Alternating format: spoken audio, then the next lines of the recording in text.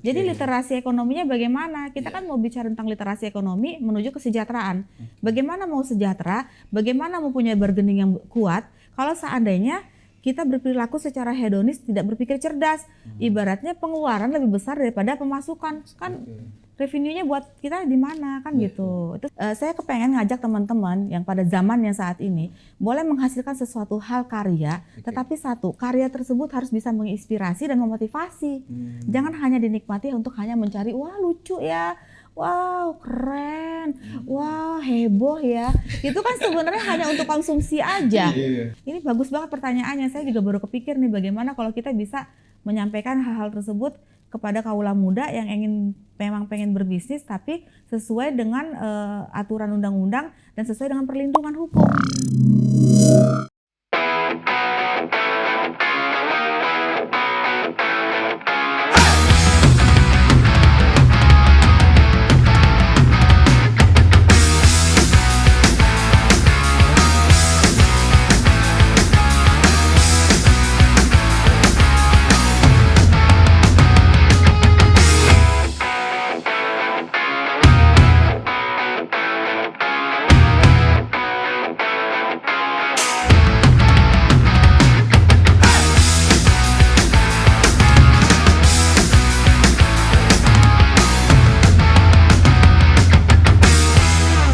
Assalamualaikum warahmatullahi wabarakatuh. Hai CS Kehidupan, apa kabar? Semoga semuanya senantiasa semangat, sehat, sukses, bahagia selalu tentunya. Oke, sebelumnya pastinya tak kenal maka tak sayang ya. Tak sayang, tak cinta, dan tak cinta pastinya tiada pengorbanan. Nah, agar kita tentunya menumbuhkan rasa cinta dan ada pengorbanan di mana kita akan sharing-sharing. Di sini kan banyak inspirasi, motivasi, tips dalam program ini. Makanya di sini kita kenalan dulu, oke? Nah, di sini ada gua selaku host tentunya di program CS Kehidupan. Apa itu CS Kehidupan? Nah, CS Kehidupan itu adalah sebuah komunitas literasi yang dimana komunitas ini berdiri dari sebuah buku yang berjudul Cahaya Seni dan Kehidupan yang gue tulis dan diterbitkan oleh Gramedia. Nah, dalam buku ini kebetulan kemarin gue launching di tanggal 6 November 2022 di Gramedia Matraman. Itu juga kita buat sebuah gerakan, yaitu namanya Gerakan Semangat Literasi Nasional. Nah, dalam Gerakan Semangat Literasi Nasional ini tentunya kita ada 5 pilar, yaitu pendidikan, ekonomi, kesehatan, sosial lingkungan, dan seni budaya. Nah, tentunya di sini kita akan banyak hal ya yang kita sharing, dan gue juga nggak sendiri di sini dalam program CS Kehidupan. Dan ini eksklusif pastinya di Lux Intermedia, dan di sini gue ditemani sama co-host gue. Halo semuanya, perkenalkan nama aku Evan. Jadi di sini aku bakal nemenin Kak Aladin nih buat nemenin CS Kehidupan di seluruh Indonesia. Oke, CS Kehidupan, pastinya nih ya kalian semua, kita tuh walaupun mungkin masih muda ya, bahkan kalau mau masih sekolah itu pengen punya ada penghasilan kan, bener nggak ya? Coba Kak Ivan gimana? Jadi gini Kak, di zaman kita sekarang kayak aku generasi Z, di bawah aku generasi milenial. Oke. Pinter-pinter banget cari uangnya. Oh iya, kenapa tahu gak coba? sih, Kak? Karena perkembangan teknologi, dari ada aplikasi ini, aplikasi itu, mereka benar-benar bisa manfaatin tuh kondisi yang sekarang. Terus mungkin yang jadi keresahan sekarang di mana cara mereka mengontrol hal tersebut. Iya. Dari kakaknya gimana nih? Iya ya kan, oke teman-teman CS Kehidupan. Kebetulan gue sama Kak Evani kan bedanya hanya 3 tahun ya kita ya. Dan di sini kita sama-sama generasi milenial ya tentunya. Jadi kalau zaman dulu kita mungkin masih agak sulit tuh ya untuk kita punya HP gitu kan, pegang HP gitu. Dulu juga masih ya nggak ada media sosial lah ya, kita masih main layangan, masih main di sawah gitu kan. Padahal masih kotor-kotoran. Nah gitu kan. Nah tetapi kalau sekarang ini kita lihat ya kita pun merasakan itu semua ya. Jadi lebih mudah kita untuk mencari uang karena banyaknya aplikasi ya dari perkembangan digital ini. Nah sekarang teman-teman semua, biar kita lebih bijak tentunya ya dari perkembangan zaman ini, kita ada narasumber ya pastinya yang sangat luar biasa yang akan memberikan kita tips ya, terus juga inspirasi bagaimana menghadapi perkembangan ini semuanya. Oke, kita sambut aja langsung Kak Cut Emma. Emma. Halo. Iya Kak Cut, gimana tuh tadi aku sama Evan nih kan, ya zaman kita tuh kan kayaknya agak masih sulit ya tentunya untuk kita mencari uang gitu. Bahkan kita harus iya minta kadang jualan ya gorengan lah atau es tingtong kayak gitu-gitu kan. Aku masih ngerasain tuh. Coba kalau sekarang kan anak-anak generasi Z lebih mudah ya gitu. Nah, menurut Kak Cut sendiri gimana tuh kita menanggapi itu semua Kak? Iya, setiap masa ekonomi itu kan ada zamannya. Oke. Nah, sekarang lagi zamannya Sepan. Mas Epan. Kalau kemarin mungkin 3 tahun ke belakang zamannya Mas. Walaupun sampai sekarang masih dalam proses ya. Nah, kalau zaman Kak Cut gimana tuh? Zaman saya mah zaman reformasi kayaknya ya. Itu Bukan kolonial ya? Bukan, alhamdulillah. Jadi gini loh. Jadi menurut aku untuk menjalani suatu perilaku ekonomi, ini kan kita bicara tentang perilaku ekonomi ya. Ekonomi. Jadi literasi ekonomi. Tatanan sosial ini sudah berubah. Yang kemarin zamannya reformasi, zamannya milenial, sekarang zamannya generasi Z ya, itu pasti banyak perubahan. Yang terpenting dalam menjadi perilaku ekonomi itu, mempelajari perilaku ekonomi, ada inovatif dan kreativitas. Itu kunci sebenarnya ya.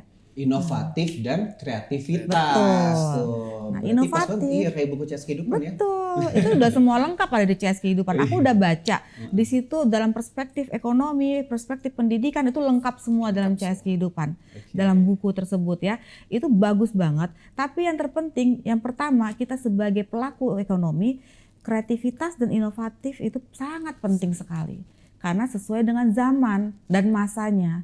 Nah, menurut saya sekarang bicara tentang ekonomi, bagaimana menjadi suatu perilaku ekonomi yang baik dan bisa bermanfaat untuk orang lain. Yang pertama, kita harus punya daya dulu sendiri. Daya itu apa? Bagaimana? Daya itu adalah sistem bargaining kita. Bagaimana kita bisa menarik di luar, bagaimana kita bisa menghasilkan sesuatu. Nah, itu kan sebenarnya target ke depannya. Caranya bagaimana? Kita harus kembali fashionnya kita ada di mana, stylenya kita seperti apa, ya kan? Kalau Dinda tadi, kalau nggak salah YouTubers ya atau TikTokers, Nah, influencer lah ya. nah, bicara tentang perilaku ekonomi itu kan produk dari ekonomi itu ada 2, ya, ada jasa dan ada barang. Kalau Jasa dan barang, ya, iya, jasa. dua-duanya bisa diperjualbelikan. Tapi fashionnya kalian di mana? Apakah kalian punya produksi suatu barang? Berarti menjual produk. Apakah kalian menjual jasa ya, salah satunya seperti YouTubers, TikTokers kan gitu. Cari sendiri di mana fashionnya kalian dengan inovatif yang kalian punya, dengan kreativitas yang kalian punya, kalian yang tahu. Jadi harus kenali diri masing-masing dulu. Mau kemana? Ya. Nah, bicara tentang mau bagaimana dan arahnya bagaimana itu kan strategi. Betul. Silakan ditentukan sesuai dengan zamannya, sesuai dengan masanya, bagaimana strateginya. Tapi yang terpenting untuk memulai suatu bisnis itu nggak susah sebenarnya. Niat dulu, peluang, ya nggak sih? Peluangnya di mana? Niatnya gimana? Karena sekarang kita bicara tentang bisnis, dari model small business aja kita udah bisa, di rumah itu udah bisa. Kita udah punya Android, apalagi udah ada yang punya kamera. Itu kita bisa small business. Kita sendiri loh, kita bisa menjual jasa ataupun produk. Walaupun levelnya di small business. Tapi kalau sekarang ini kan karena zaman literasi digital ya Kak ya. Jadi walaupun dia nggak niat, tiba-tiba ada yang diviralkan, itu dia langsung bisa menghasilkan bahkan terkenal tuh Kak. Bener banget, Iya, bener banget. Tapi satu hal yang mau kita garis bawahi, kita mau cari obsesi apa prestasi? Nah, obsesi atau prestasi tuh CS kehidupan. Kalau Jadi mau cari beda ya, bargainingnya tuh beda ya. Bener, beda. Yang tadi bargaining itu, kalau mau cari obsesi nggak susah. Kalian turun ke lapangan, kalian joget-joget, atau kalian di tengah jalan menghadang itu truk, itu obsesi loh. Oh iya ya, sampai pernah, oh iya kemarin sempat ada kejadian ya. Sempat banyak, sekarang kan fenomena seperti itu ada. Kak Evan gimana tuh? Kan suka challenge kayak gitu kan? Ada. Kan biasanya di TikTok nih, kayak yang lagi ribut nih barusan. Saya cek di internet kalau yang biasa live siram-siram mandi lumpur itu diundang ke TV, sedangkan ada berita kalau bisa orang-orang itu jangan pernah diliatin ke hal umum supaya nggak ada yang nyontoh lagi. Nah, gimana pandangan Kak Emma tentang terjadinya hal tersebut? Karena kan orang tersebut melakukan hal itu karena ada peluang di sana, ada belas kasihan orang. Kalau secara kasarnya mungkin kalau orang nyebutnya ngemis apa gimana, kita nggak tahu. Tapi kan emang ada peluang di sananya. Jadi Betul. kita tuh kalau di TikTok tuh kayaknya ada ngemis modern. Jadi mereka tap gitu kan. Kalau saya bilang Iya. cangcimen gitu. Jadi kadang kita tuh gini loh. Ini kan kita sebenarnya di TikTok itu kan salah satu bentuk literasi di mana kita bersosial media ya, maksudnya untuk berinteraksi. Tapi kadang karena memang mereka hanya berpikir bahwa bukannya berdiskusi karena kita sudah istilahnya bertatap muka ya Van ya, tapi mereka malah fokusnya tap dong, ayo dong tap gitu kan. Ih, ini ngapain sih semuanya bilang tap bingung Iya. juga kita. Nah, Iya. itu fenomena kayak gitu kalau menurut Kak Emma gimana sih? Bagus atau enggak kalau menurut Kak Emma sendiri?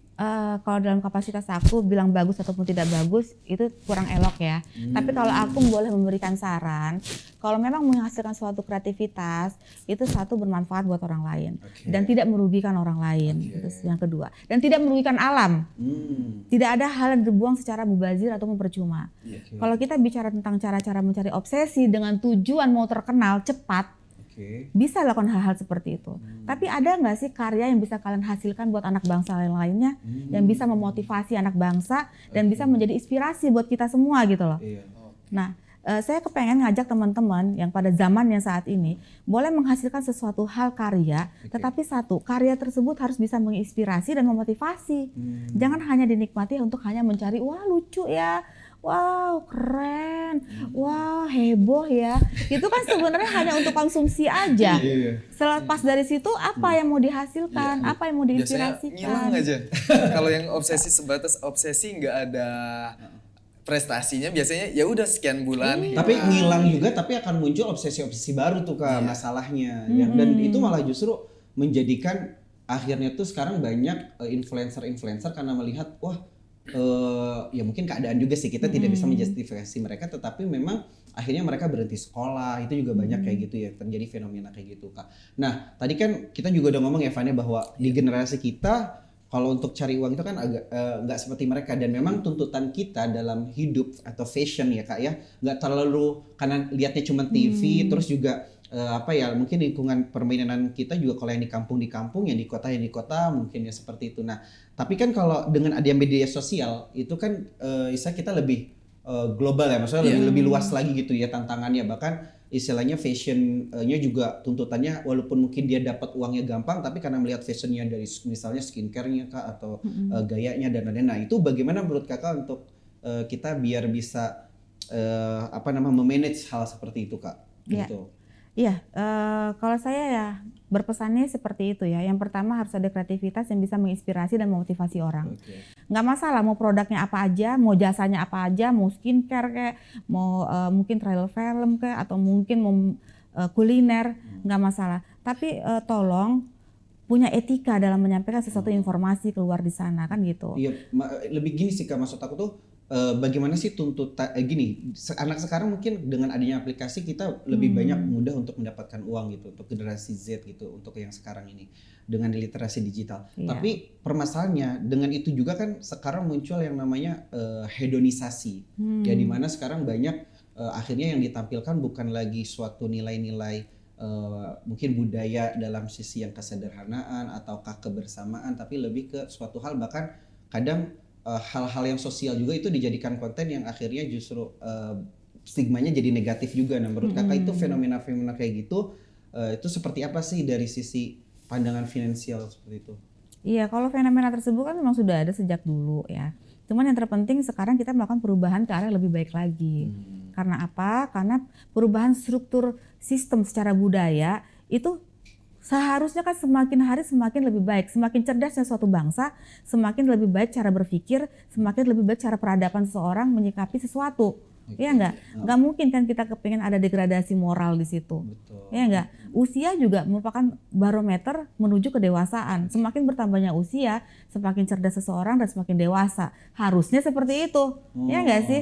Jangan malah justru semakin usia bertambah, malah justru mencari sesuatu hal yang sifatnya nanti enggak ada manfaatnya, hanya untuk sesaat. Mungkin manfaatnya hanya untuk dinikmati serunya, lucunya, uniknya. Tapi kan enggak ada sesuatu yang bisa menambah nilai ataupun bergening dia menjadi seseorang yang bisa bermanfaat dan bisa memotivasi orang lain. Oke. Yang kita cari kan itu, nggak hanya sekedar pragmatis finansial, tapi adalah nilai, value-nya dalam kehidupan. Nah, saya rasa teman-teman boleh silakan cari uang, boleh silakan mau masuk ke segmen yang small business kah atau middle business kah, tapi tolong satu, memberikan inspirasi dan motivasi buat orang lain dan berpikir secara cerdas, bertindak secara cerdas.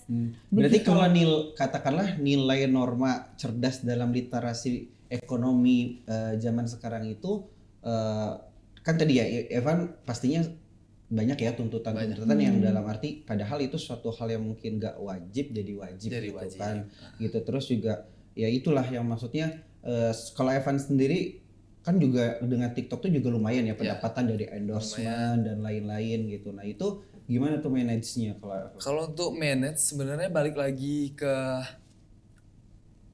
dengan pandangan kita sekarang sih. Maksudnya tuh kita mempunyai momen nih. Kita emang lagi manfaatin momen yang mana kita lagi banyak yang perhatiin. Iya. Lagi banyak perhatiin, otomatis kan peluang kita untuk mencari pundi-pundi yang lainnya pun bakalan terbuka kayak gitu. Emang saat ini saya memanfaatkan itu, namun kita harus sadar diri juga. Betul. Karena momen itu nggak mungkin datang bisa berkali-kali. Mungkin momennya saat ini aja. Jadi untuk cara memanage-nya ya kita gunakan sesuai dengan kebutuhan yang sedang kita ingin lakukan, seperti kebutuhan untuk seandainya kita emang hidup ngerantau, ya udah kebutuhan buat hidup sendiri maksudnya. Terus adalah beberapa yang ditabungin kayak gitu. Sama yang paling penting kita harus punya brand image ke halayak. Ketika kita ada brand image, kita mau kembali lagi minimal masih ada yang tahu tentang kita kayak gitu. Sekarang ini kan kita, kemarin sempat kejadian kayak itu kan anak-anak mahasiswa sampai kena pinjol nih Kak.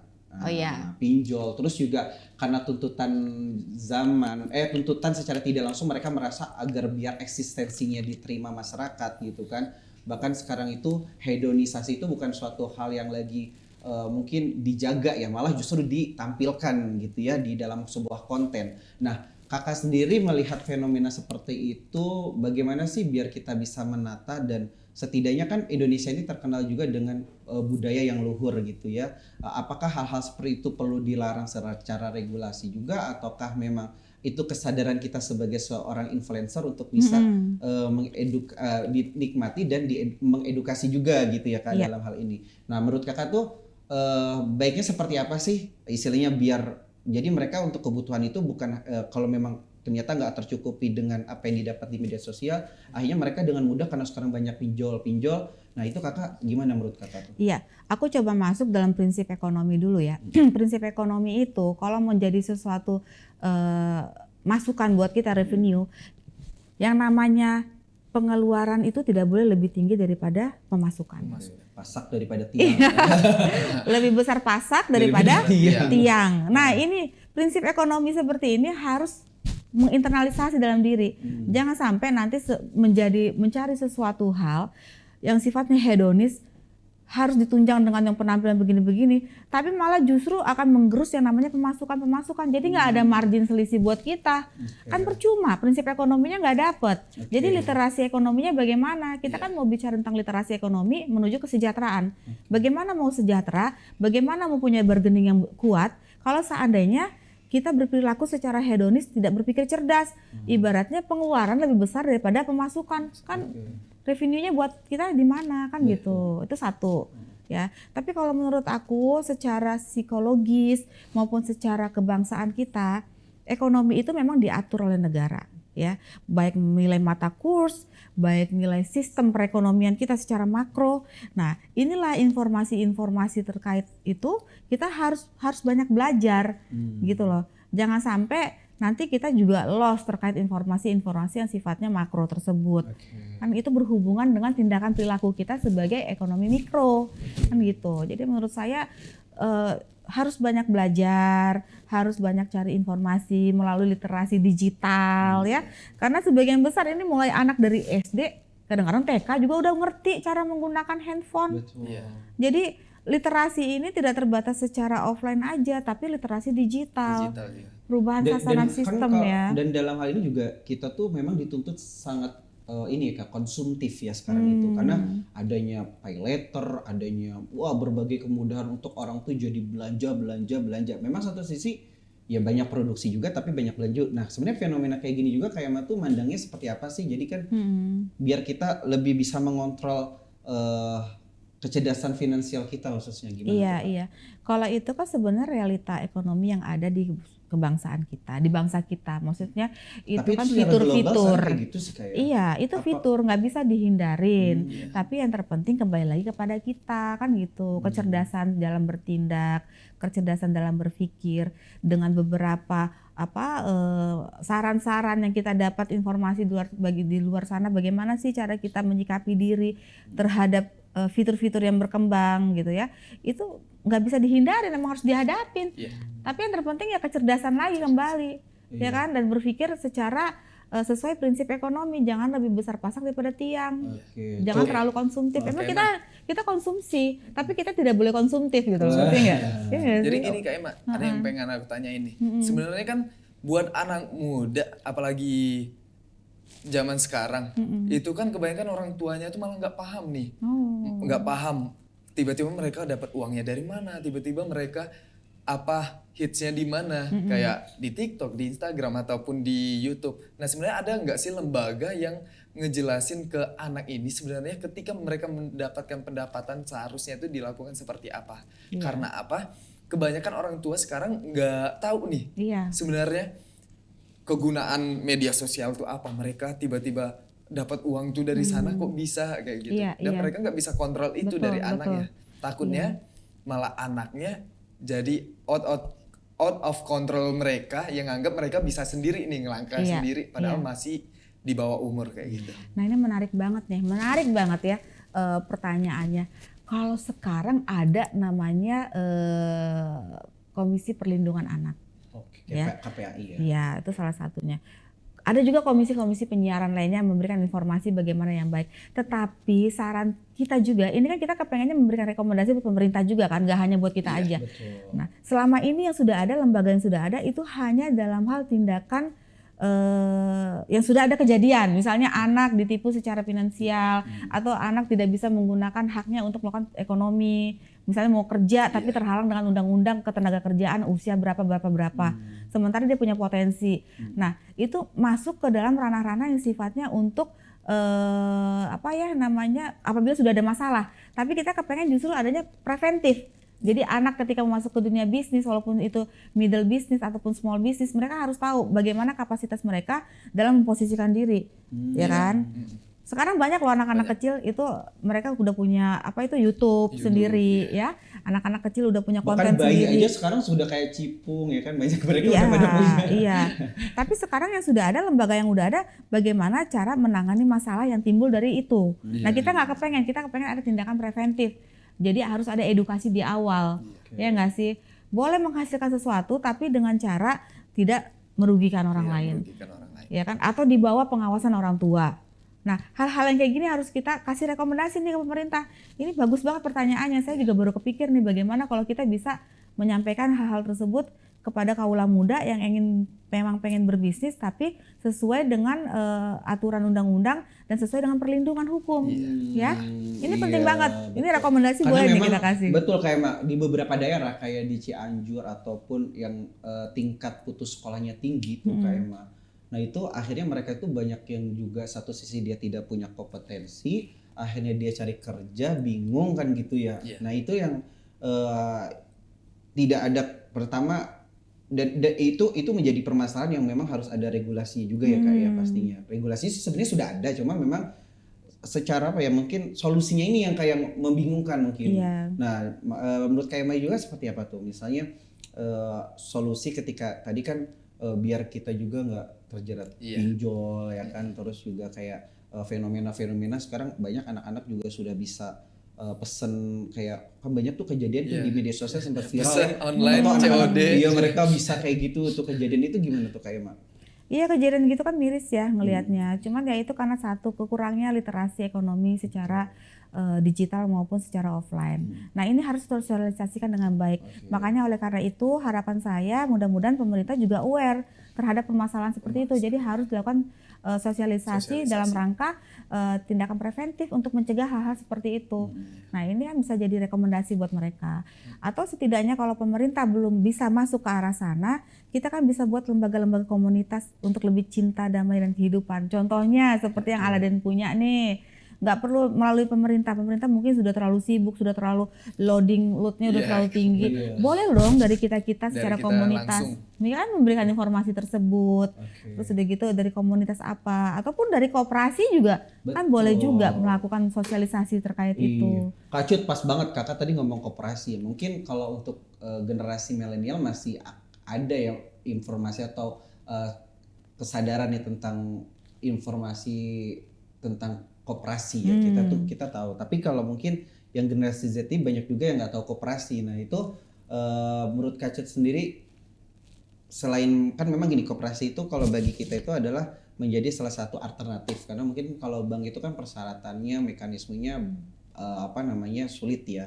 Makanya sekarang kenapa anak-anak kita, anak milenial atau kan Gen Z, karena lebih banyak yang ada di iklan-iklan ini kan ya Van, kita banyak ada kami, ada apa semuanya kan itu pinjol-pinjol semua tuh Kak, tapi jarang yang memunculkan koperasi, walaupun mungkin kadang dari pinjol-pinjol itu juga banyak koperasi ya, ada basisnya koperasi sebenarnya, tapi kan kebanyakan juga cuman gimmick doang. Nah itu kakak sendiri menilai seperti apa tuh Kak untuk bagaimana menumbuhkan pengetahuan koperasi terhadap kita gitu. Iya, betul sekali yang Aladin sampaikan tadi. Untuk lembaga pembiayaan itu kan ada lembaga pembiayaan secara perbankan. Mungkin kalau generasi muda agak sulit masuk ke sana untuk meminjam sesuatu secara kreditur. Karena satu, di perbankan itu kan harus ada jaminan. Boro-boro mau punya jaminan, paling punya ijazah doang kan, nggak punya kan sertifikat hak rumah, maksudnya belum punya kan. Jadi agak sulit masuk ke lembaga pembiayaan perbankan. Nah harus ada alternatif lain seperti lembaga pembiayaan non perbankan. Di sini bisa koperasi masuk harusnya. Nah koperasi ini harusnya bisa memberikan sosialisasi terhadap pengadaan untuk pembiayaan, ya non perbankan. Jadi alternatif gitu loh. Nah koperasi harus bergerak bersama juga.